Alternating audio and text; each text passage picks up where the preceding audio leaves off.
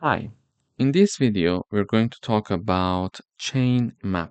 So a chain map is a data structure, again from the collection module, that allows multiple dictionaries to be treated as a single unit. So it groups multiple dictionaries together while maintaining their individual identity. So we are going to have multiple dictionaries in one unit using the chain map in Python. For example, when you perform lookups, chain map search through the dictionaries in order and returning the first match it finds.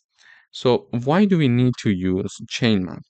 The first reason is that they are having efficient lookup. So instead of merging dictionaries, which creates a new dictionary, Chainmap allows us to have efficient key lookup across multiple dictionaries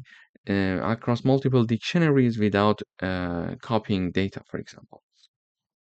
And then we can have overriding values. It helps to manage different layers of data where later dictionaries can override values from earlier ones. It's very important. Then we can have managing defaults. For example, it is useful for managing configurations with default values can be overridden by user settings. Okay.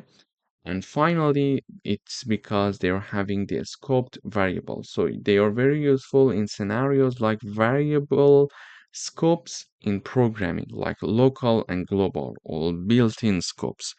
In the following, we are going to have some coding exercises with respect to chain maps. So we're going to learn how we can create them and how we can work with them and how we can access different dictionaries that are included in a single chain map. Thank you for watching.